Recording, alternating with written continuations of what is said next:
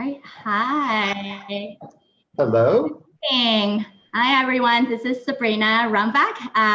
I'm fortunate to have Dr. Mark today with me. He's actually in Indiana, joining me from Houston. Welcome today. Thank you. Thanks for having me. It's a pleasure to be here. Yeah. I did have a little quick blurb about Dr. Mark already posted on our group, but for anybody who's joining us, please let us know if you're watching it live or you're watching replay. You can post questions right now into the chat box, or we'll get back to you if we don't happen to catch you tonight. So Dr. Mark is a chiropractor by practice, and he began his entrepreneurship right after he graduated his doctorate degree. And he is a speaker, he's an author, teaching people about CBD because his great result he has seen. So I would like for him to share his journey to his becoming a chiropractic doctor, his entrepreneurship journey, and how he actually overcomes stress as our topic. Great. Awesome. Right. Do you mind sharing with us, like, what really was the pivotal moment that you felt like chiropractor is the true path and true passion for you, for your career? Yes. So I talk about this. You mentioned I'm an author. I mentioned this story in the book that I wrote called A Doctor's Perspective on CBD. And so I really feel like I was chosen to be a chiropractor. So when I was very young, actually when I was only 5, I saw a chiropractor for the first time, kind of as a last resort. My parents took me to a chiropractor. I had seen numerous medical doctors for a health condition I had, and the chiropractor literally like saved my life. So it was a very dramatic thing. You can read the whole story in my book, but it was like a life-altering thing. So I was my family had never used a chiropractor. They thought chiropractic was for back pain. They didn't think it was something for children. But just like I said, one of the men that worked with my father actually recommended that we see a chiropractor because I hadn't been getting a solution to the health problem I was having. And so it was so miraculous that really kind of our whole family then started using chiropractic for a wellness approach, so a natural approach to health. And so I was very young, probably like 13, when I decided that that was really what I wanted to do. So literally when I was in high school, I started taking like extra anatomy classes that they offered, physiology classes, and went straight from the college prep high school that I went to college and got my prerequisites done as fast as I could so that I could get off to chiropractic school. So yeah, that's awesome. You're like found your passion so early because your personal experience. So what was like once you got into school, did you feel any difference from how you imagined this field could be versus how you felt when you were 13? Not really. It was awesome. It was like a fulfillment of what, I had envisioned and thought. I mean, it's a lot of work, just like medical school, dental school, that first year is almost like, putting your mouth on a fire hydrant, kind of all the information you're absorbing. But the cool thing about the school I went to is that it was very collaborative. In other words, once you got accepted into the school, very few of the classes were graded on a curve. Everybody was working together. It was really this approach of learning to be the best doctor you could be. So it was a great environment. And I still have so many friends from going through that experience of chiropractic school together from all across the world. The school I graduated from is called Palmer College of Chiropractic, and it's the oldest and largest chiropractic school in the world. And so I had people from Europe and Australia, South Africa, Central America. So it was a great experience. Yeah. Yeah, that sounds wonderful. How many people do you still keep in touch with nowadays from back in school? Well, when I say keep in touch, I mean, some of it's social media, so I keep in touch on Facebook or whatever, but I would say probably 10 to 12 people that I keep in touch with pretty regularly. And then maybe just 3 or 4 that like I actually, talk to outside of social media very regularly. So, yeah. Yeah, that's wonderful. And do you feel like because you had such a community and good friends in school, that's how you gone through that struggle of drinking from a fire hose?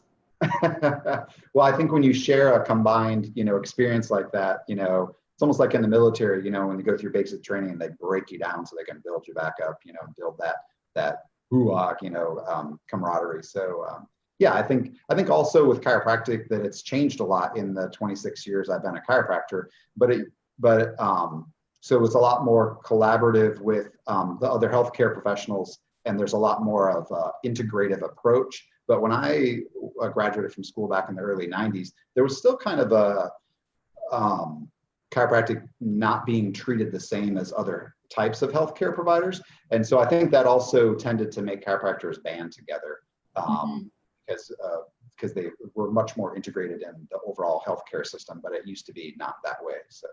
Right. I can totally see that. Do you feel like nowadays with insurance and billing, and you're able to run smoother with the patient interaction and everything else as a clinic?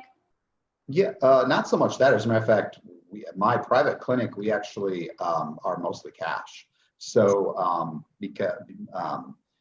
because it gives me the freedom to be able to take care of patients the way I want instead of what the insurance company thinks that I should do. And it removes that barrier, instead of it being me, the insurance company, the patient, it's me and the patient, So I think what's changed as far as the collaboration with other healthcare providers is just people understanding more research. I always tell my patients, like, there's never been a better time to be a chiropractic patient because the research now is validating what chiropractors have seen for 100 years. So a lot of primary care physicians in our area, and I work a lot with pregnant women and families, a lot of midwives and so forth in our area, just understand better now than they did 20 years ago what chiropractic does and how the brain and the nervous system is integrated, controls your overall health expression. So yeah, for sure. One of my undergrad degree was in neuroscience, and I also pick up music just for fun. But I actually regularly go to chiropractic appointment every about 2 to 3 weeks. One thing is because I do surgery, so most of the time you probably experience the same way. Most of us are bending down, right? All of this curvature issue, plus then your back is all twisted, standing weird because you wanted to see, and then even just do a regular physical exam on your patient, they're sitting down or they're laying down, and then you're twisting, turning your body, leaning over to do your adjustment, or me touching everything. Yes. Yeah. So for sure, and I do still feel like some of my friends like, oh, why do you go to? Are you sick? Well, what's going on? Why do you go to appointment? I'm like, well, just to keep up with my health. Right. An ounce of prevention is worth a pound of cure. Western medicine is becoming more preventative, but a lot of times Western medicine, just partially because of the insurance thing you were talking about, is you have to have a code, and you have to have a billable service, and so a lot of that is based on they have to have a symptom, they have to and so, but I'd much rather see a physician to prevent problems than see a physician because I need a surgery, or I'm glad that they're there to do surgery when I need it, but I'm hoping that I can avoid that if possible. So. Yeah, for sure. I think even for me to talk about how to reduce stress and to prevent burnout is so we don't get to that point where people really do burn out. Then it's harder to come back from that. The anxiety and depression seriously set in, and there are statistics showing that healthcare professionals have 200-fold higher suicidal ideation than the average American. That's a crazy amount of number. So I totally agree with you. From public health standpoint, we should all, doesn't matter which aspect of health, it should come from prevention. So become more proactive doing things instead of taking a backseat. Now I diagnose that disease. Now what do we do about it? Right. Yeah. Yeah. Awesome. And so where do you see yourself go from here? You clearly have your clinic, you have your business about education. What else is next for you? Well, you mentioned I'm an author. I would consider myself a CBD entrepreneur. So I That's another thing where I feel almost like I was chosen. And I know you know this, but our viewers don't know this, that I had an experience, actually, I guess close to 2 years ago now, where I had an injury. I ruptured one of the ligaments in my wrist, and it was a severe injury, especially for a chiropractor, because I use my hands all day long to physically treat patients. And I have a busy clinic, so I see a lot of patients. And so it was what I thought potentially could be a career-ending injury for me. And, you know, and so that was psychologically very hard, as well as because I love what I do as a chiropractor. I mean, like I always tell my wife that, you know, I can see myself slowing down at some point and maybe not being quite as busy, but I never see myself retiring. Like I just really enjoy what I do. So I could see myself literally doing this when I'm 70 or 80 if I'm still physically able. But anyway, so this injury was significant. And long story short is I tried a bunch of things. I have access as a physician to all kinds of things, and nothing was working. So out of desperation, I tried a CBD product, and it was amazing. Within like 2 or 3 days, the pain was dramatically better, probably about 80% better. And over the course of a month, I was able to rehab my wrist completely with the help of the CBD or the full spectrum hemp oil. I really felt like it made a huge difference. And then that led to me researching the topic. I spent months, about a year actually, researching the topic, which led to me writing my book and then introducing the product eventually to my patients. And then when I introduced it to my patients was when I got my real education. Like I would have said I was a CBD expert, but when I started having patients use it, I was blown away by the results. A lot of times the side benefits that people were getting. So I would recommend it for somebody that had degenerative disc disease or a severe shoulder injury, something that was chronic and permanent that I couldn't correct as a chiropractor. I could help and prevent further damage. And I would recommend it to help reduce inflammation and help with pain. But so many times they would come back and tell me other things that improved, that their IBS, their Crohn's disease was better, they were sleeping like never before, that their anxiety was better, that they, you know, were asking me, well, do you think I need to keep taking, you know, my antidepressants, those kind of things. So I was, you know, sending them back to their primary care physician because chiropractors don't prescribe. But so anyway, so that's how I got started. And then so now I'm kind of on a mission to let people know about the benefits of full spectrum hemp oil. Yeah, that's awesome. So what about for the healthcare professional like us who always, like what I mentioned, when you have such a heavy stress of bending down for neck and back pain are most of our issue. And something I talk about definitely is using yoga and physical activity to strengthen your neck and back, as you would talk to people about. And would you recommend for people to start having these symptoms to start using CBD? Yes, I mean, CBD is really like nature's perfect multivitamin. So it's kind of complicated. That's why I wrote the book. That the only reason that CBD or full spectrum hemp oil helps us is we all produce cannabinoids. We have what's called an endocannabinoid system in our body. That was a fairly recent discovery. It was discovered in the 1990s, which in medical terms is fairly recent because it's a hormonal system in our body. We've known about thyroid hormone or testosterone, estrogen, progesterone for centuries, for hundreds of years. So by comparison, it's fairly new. And then because of some of the legal implications that a lot of people were confused, they hear cannabinoids and they think marijuana, and CBD is different. So, but because of that, until 2014, it couldn't be studied in the United States at the university level. And then really not until December of last year of 2018 was it completely federally declassified. So because we all have this cannabinoid system in our body, a lot of researchers are saying that this is honestly one of the most important medical discoveries ever. And we have a lot more research to do, but there's thousands of studies out there already showing, especially like anti-inflammatory effects, helping with, like I said, anxiety, sleep, those kinds of things. It's sold as a supplement right now. So I know I'm talking to probably mostly healthcare people, but I'm not making any medical claims that it, cures or treats any conditions because it's a supplement, not a drug. But it's really kind of mind-blowing, the potential, I think, going forward. A lot of the viewers might know there's a drug that was approved by the FDA for childhood seizures called Epidiolex. There's a drug by GW Pharmaceuticals, that same company, that's going through clinical trials now as a cancer, potential cancer drug, because one of the things that the endocannabinoid system does is tends to upregulate your immune system to detect and kill cancer cells. So there's so much out there about it and so much potential, I think, going forward. Yeah, people can learn more from you. We'll put a link to your website in our episode post note. And then what about like when you have, so away from CBD, what other ways do you help yourself to get over a stressful event or things that doesn't always work out in life, right? We all have those experiences. Yeah. What is some driving factor for you to move forward? Yeah, exercise for sure. I mean, exercise actually, it's interesting because it ties into the endocannabinoid system, because we used to think that the like runner's high was from endorphins, but we now know that endorphins don't cross the blood-brain barrier well enough.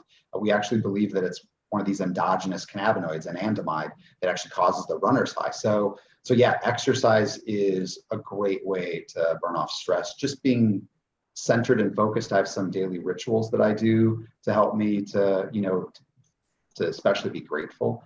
Which is really important, kind of counting my blessings. But I would say over the years, exercise is the go-to. Yeah. Awesome. How often do you go to exercise? Do you work out at home or go to the gym? So I've done a lot of different things. I'm smiling or laughing because I just released a book in April, and I'm running this whole endocannabinoid entrepreneurial business in addition to running a busy clinic with 6 providers. I haven't been exercising as much as I should recently. So recently it's been only a couple days a week. And normally I like to do 3, 4, 5 days a week.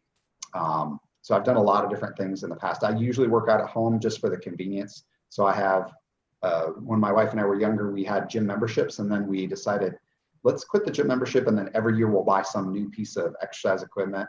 So I have no excuse. I have a very nice gym in the basement with, like a Concept 2 rower, lots of weights, an elliptical. I used to study martial arts, so I have heavy bags and martial arts stuff and things like that. So yeah, so usually it's here at home. But then this time of year, I have a pool. I'm blessed in the summer in Indiana. So I love this time of year. I love to do things outside, getting out in the sunshine, whether it's just calisthenics like doing squats and walking lunges and push-ups, or swimming in the pool, or a combination of those. Yeah, that's such a great point that you don't actually need to go to a gym to actually work out. There's plenty of ways that we can do exercise at home, even the suspension rope.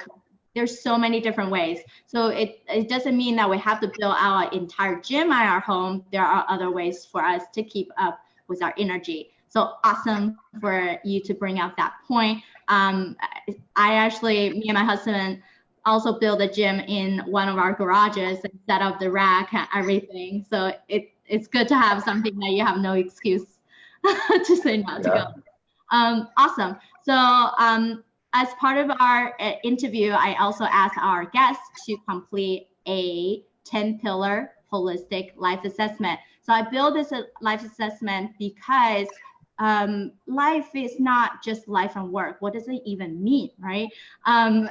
It's so many pillars, so many areas that are integrated into each other, because we can't just focus on one thing, think that's the ultimate it. And let's say we're so focused on our career, but then we're not taking care of ourselves in the sense of you're not eating well, you're not sleeping well. How are you going to have those energy and think correctly or remember things to be able to serve patients, to even have time to connect with your families and your loved ones?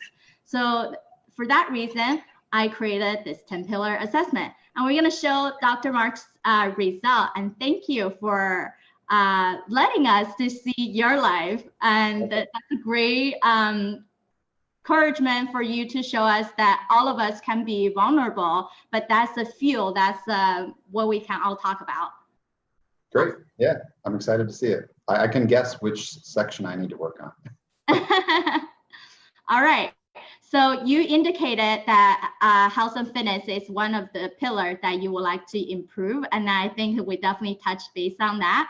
And then your readiness to change is 9 out of 10. That's awesome. So why did you pick 9 out of 10, not a higher number, 10 out of 10, or even a 7 out of 10? You're talking about health and fitness. I think because I know my schedule going forward, and I know that it's going to be hard to eke out.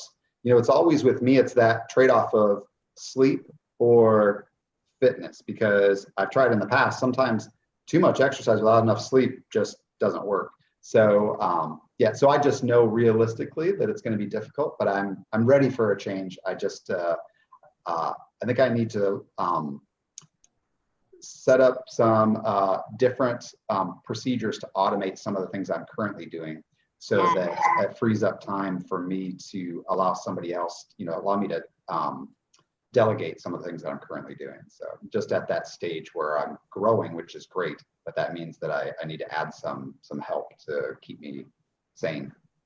Yeah, that's awesome. So one of the tips that I usually tell people is, if you think about your ideal amount of money that you wanted to have per year, divided by the amount of hours you actually want to work, that's your golden, that's what you're paying yourself for, right?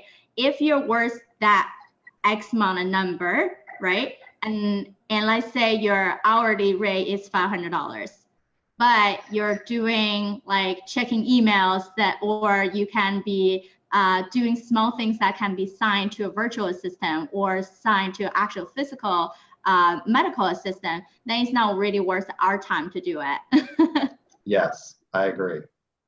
But one of the things that attracts me to the whole CBD industry is that the product that I use at my clinic, there's residual income from this. So, it's a lot of times with physicians, you're only getting paid when you're actually physically with a patient, or, and so, so obviously there's a limit, like you said, of how much time. So part of the reason I'm willing to stretch myself now and put in extra work now is that, all the financial indicators are the CBD industry is going to continue to explode. And so I see this as a potential revenue stream that's something that is passive that will be great in the future. Awesome. Yeah, we have to do the hard things now for the easier life to come. Right. Awesome. All right. So looking at the radiograph, I'll start from here, and you have many areas that you're really ranked high on. Your life, for example, your life mission is 9.6, career clearly you're really good, also 9.6, love family 9.6, spirituality 9.6, personal character is your highest ranking 9.7, and emotional wellness 9.2. So you definitely have that great support and you know how to balance. And then for sure, your health and fitness for those is your lowest at 6.4. But otherwise, everything is about the 8s and 9s. So anything that surprised you, anything that stood out for you? Not really. I mean, I would have definitely guessed health and fitness just because, like I said, my time crunch recently has been my poorest avenue. But no, I think that's pretty much what I would have guessed. Yeah. Yeah, awesome. So knowing that, do you think you can set one new goal this week toward health fitness? Definitely, yeah. So when I was writing my book, I was very disciplined that the only time, or one of the best times for me to be creative in writing my book was just getting up earlier in the morning. And that's a really good time for me to exercise anyway, because it gets me ready for the day. And I already have some gratitude, spiritual things that I do in the morning, so I can kind of combine those two together. So, wonderful. Yeah. All right. So before we let you go, thank you for having us together and for tonight. And my last question is, what are 3 words, whether they're verb, noun, or adjective, that would describe the best version of who you want to be for the next week coming up? So I was thinking about this. So I would say to be wise, so wisdom, and to be driven, but also to be loving. I think really always loving. I think if you're doing that, then everything else works out. Awesome. Yeah, thank you so much. So in summary, Dr. Mark shared with us his experience as an entrepreneur, both as a chiropractor and CBD, knowing that something that you draw energy for him is to exercise. And he set new goals for himself to wake up earlier in the morning to be able to do that to be built into his morning routine. And his last 3 words are loving and to be driven and wisdom. Wisdom. Yeah. Sorry, I guess like okay. in my mind, I got the wisdom and resourceful connected.